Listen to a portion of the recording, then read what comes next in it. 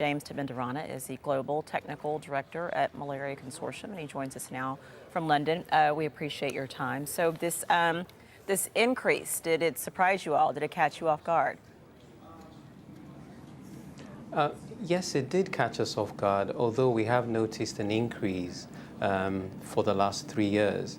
We thought that the increasing use of insecticide-treated nets, as well as the increased use of tests for malaria, would cause a decline.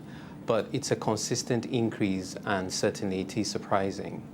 So what is, if some of the tactics you just described aren't working, what is causing the increase? What is missing?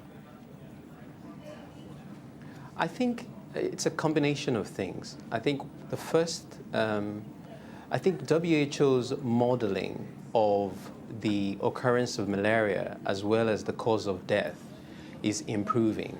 And because of that, they're able to correct some of the missing information they had in the past. So I think there's an element of how the data is being collected. I also feel that the number of people who access treatment is not as high as it should be. We have made certain assumptions, and yet almost 40% of children under 5 who should be getting treatment are not getting it at all. So when you hold on one sec, what is when you say making certain assumptions like what? For example, we assume that a large proportion of the children will be accessing treatment through the public sector.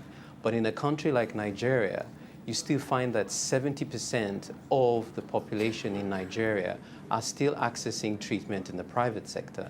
And a lot of the interventions we are doing with relation to diagnosis and treatment tend to be in the public sector.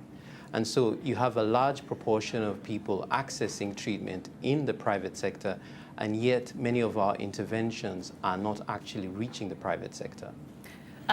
Is this something that more funds could help, would be effective in getting these numbers to go the other way? Yes, certainly, more funding would help. I also feel that we need to make more effort to work with the private sector. The private sector consists of formal, like hospitals, clinics. Then you have the informal sector, which tends to be kiosks, pharmacies, or even relatives. Now, the regulation that is required to get standards in the private sector needs to be strengthened. As I also have mentioned, 40% are not accessing treatment at all, and something needs to be done about that. It's either we make, for example, diagnosis and treatment free, or we subsidize it, or we bring in additional regulation that engages the private sector. Right. I do feel strongly that without creating access, we will struggle to bring down this burden of malaria, especially in Nigeria.